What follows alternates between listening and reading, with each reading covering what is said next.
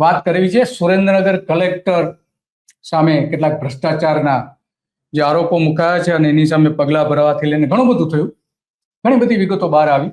પરંતુ એક વિગત એવી છે કે આના મૂળ શું છે, ક્યાં ભ્રષ્ટાચાર સૌથી વધુ હતો? જમીનમાં થતો હતો, કોલસાની ખાણોમાં થતો હતો કે પછી કપચીમાં થતો હતો? સવાલ એ છે, જો એ થતો હતો તો એની સામે હજુ સુધી પગલા કેમ નથી ભરાયા? નહીં, જે કંઈ કોલસાની ખાણોની સામે પગલા ભરાયા એ ત્યાંના જે નાયબ કલેક્ટર છે મકવાણા, એમણે ઘણી બધી ખાણો બંધ કરાવી દીધી, લગભગ મોટાભાગની સમજો ને કે બંધ કરી દીધી. પરંતુ અત્યારે એક ધંધો એવો છે કે જે સંપૂર્ણપણે ગેરકાયદેસર ચાલે છે.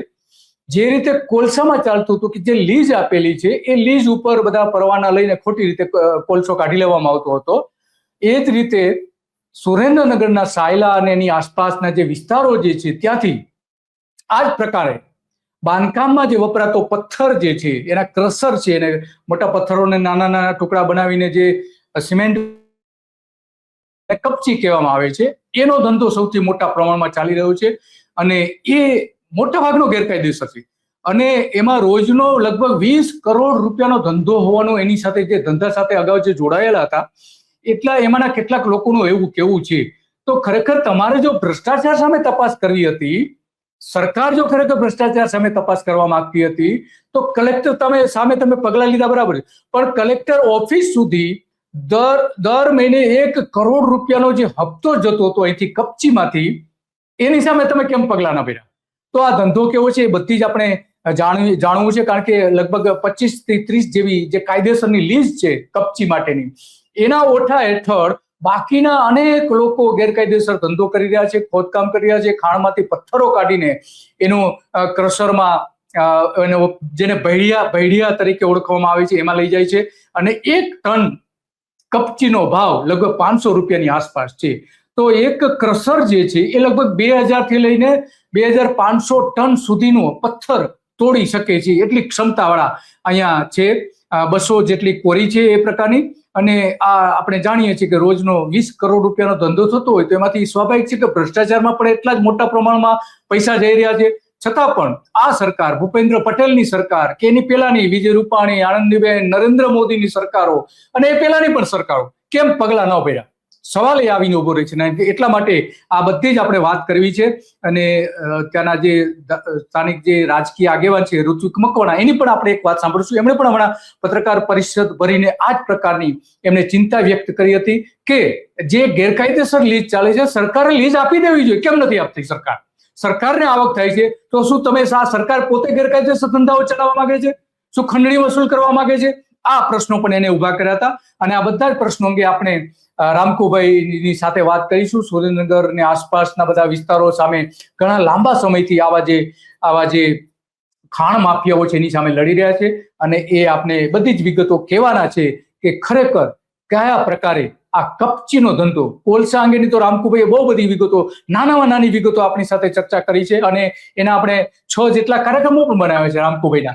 અને હવે આ કપચી કયા વિસ્તારમાંથી નીકળે છે, કેટલા ગામ છે, ત્યાં આસપાસના ગામને શું અસર થાય છે અને કઈ રીતે એનો ધંધો ચાલી રહ્યો છે, કઈ રીતે ખોદવામાં આવે છે, એ બધી જ વાત આપણે રામકુભાઈ કરવાના છે. રામકુભાઈ, તમારું સ્વાગત છે ધ ગુજરાત રિપોર્ટમાં.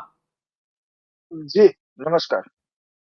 તો રામકુભાઈ, આ સુરેન્દ્રનગર જિલ્લો જે છે આપણે જાણીએ છીએ કે હવે ભ્રષ્ટાચારમાં વારંવાર નામ આવી રહ્યું છે.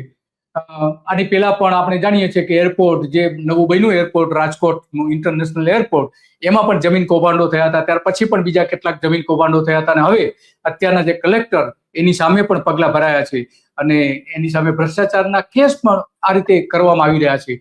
તો આ આટલા મોટા પ્રમાણમાં જે ભ્રષ્ટાચાર છે એની પાછળના કારણો જમીન કૌભાંડો બતાવી રહ્યા છે, પણ વાસ્તવમાં જ્યાં ખરેખર કૌભાંડ થઈ રહ્યા છે, કોલસામાં અત્યાર સુધી ચાલતું હતું, લિગ્નાઇટ કાઢવામાં, અને હવે આપણે જાણીએ છીએ કે કપચીમાં બેસુમાર રીતે ધંધો ચાલી રહ્યો છે અને રોજના હજારો ટ્રક આ રીતે કપચી ત્યાંથી કાઢવામાં આવી રહી છે. તો રામકુભાઈ, શું પરિસ્થિતિ છે આ કપચીના ધંધામાં? જી, સુરેન્દ્રનગર જિલ્લો આજથી 20 થી 25 વર્ષ પહેલા પછાત જિલ્લામાં, જેનું ગુજરાતમાં નામ આવે છે, પછાત જિલ્લામાં આવતું હતું. પણ કુદરતે જે ખનિજ સંપદાઓ સુરેન્દ્રનગર જિલ્લાને જે આપી છે એટલે ગુજરાતના એક પણ જિલ્લાને નથી આપી. કારણ કે અમારા જિલ્લામાં વિવિધ ખનિજ સંપદાઓ છે, જેમાં કાર્બોસિલ આવી જાય, સિલિકા આવી જાય, સિલિકા સ્ટોન આવી જાય, બ્લેક ટ્રેપ આવી જાય, અને સફેદ માટી અને ફાયર ક્લે.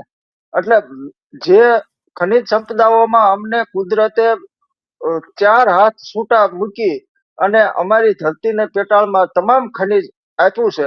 એટલે સુરેન્દ્રનગર જિલ્લાને લેબલ લાગ્યું છે પછાતનું, પણ પછાત કેમ રાખવો એના માટેની આખી પ્રક્રિયા છેલ્લા 20 થી 25 વર્ષથી ચાલે છે. અને તમે છેલ્લા વર્ષોમાં તમે જોશો કે જે અધિકારીઓ પણ મૂકવામાં આવે છે એ અધિકારીઓ ભ્રષ્ટાચારમાં પણ સુરેન્દ્રનગર જિલ્લો મોખરે રહે છે. જો પછાત જિલ્લો હોય તો આવડો મોટો ગુજરાત એકેય જિલ્લામાંથી બહાર ન પડે એટલો ભ્રષ્ટાચાર તો સુરેન્દ્રનગર જિલ્લામાંથી બહાર આવે છે, અને અધિકારીઓ માથે એના કાયદેસર કાર્યવાહી થઈ છે અને પગલાં ભર્યા છે. હમણાં પણ અમારા કલેક્ટર અને અગાઉના કલેક્ટર એમને પણ આ બાબતના મોટા સરકારમાં કેસ થયા છે અને ચાલે છે. ત્યારે એની મૂળ વાત ઉપર જઈએ તો ચોટીલા વિધાનસભા અને લીંબડી વિધાનસભા, આ 2 વિધાનસભા જે રહી એની ખનિજ માફિયાઓથી જ સરકારને જીત થાય છે. ખનિજ માફિયાઓને છૂટો દોર ન આપે એટલે આ 2 સીટો સરકારને ગુમાવવી પડે એવી પરિસ્થિતિ અહીંની છે. એટલે જે બદનામ થયો છે કોલસામાંથી સુરેન્દ્રનગર જિલ્લો, પણ કોલસાથી ને 4 ગણું જે ખોદકામ થતું હોય અને જે એમાં ખોટું થતું હોય તો ઈ છે બ્લેક ટ્રેપ. બ્લેક ટ્રેપ એટલે કપચી, કે જે મકાનો બનાવવામાં અને રોડ બનાવવામાં, રોડ રસ્તા બનાવવામાં મોટા પ્રમાણમાં ઉપયોગી થાય છે. અને અહીંથી અમદાવાદ સુધી, બનાસકાંઠા સુધી, આમ રાજકોટ સુધી, મોરબી સુધી આ જે કપચી છે એ સાયલાથી જ જાય છે. પછી હવે જે વિકાસના કામો વધતા ગયા અને આની જરૂરિયાત મોટી પડવા લાગી એટલે રાજકીય આગેવાનોએ પણ આમાં બધાએ ઝંપલાવ્યું. એટલે અત્યારે બ્લેક ટ્રેપ જે ભરડિયા છે એમાં તમામ રાજકીય આગેવાનો, ધારાસભ્યો, મંત્રીઓ આ તમામની ભાગીદારીમાં પોતાના ભડિયા ધરાવે છે. એટલે ચોરીનું જે પ્રમાણ થયું એને રાજકીય ઓથ મળ્યો. અને એની જે લીજો છે એ લીજો ઘણા વર્ષ જૂની છે. એ લીજોમાં ક્યાંય પણ અત્યારે માલ નીકળે એવું છે નહીં. ફક્ત આ પાસ પરમિટ ઉપર જ લીજો હાલે છે, કે સરકારી ચોપડે લીજો બોલે છે, પણ ન્યા તપાસ કરતા ક્યાંય પણ લીજમાં 1 ટન પણ પથ્થર નીકળે એવી પરિસ્થિતિ અત્યારે નથી. એમ છતાં જે સરકારી જમીનો છે, જે પ્રાઇવેટ જમીનો છે એમાંથી ખોદકામ થઈ પાસ પરમિટ જે લીજો અત્યારે બંધ પડી છે એ લીજોના ઉપયોગ કરી અને આ આખો ધંધો હાલે છે, જેમાં ઓછામાં ઓછી 5500 થી 7000 ટ્રક આમાં કામમાં લેવાય છે. અત્યારે 80 થી 100 ભરડિયા છે જે આ ક્રશર માટેના.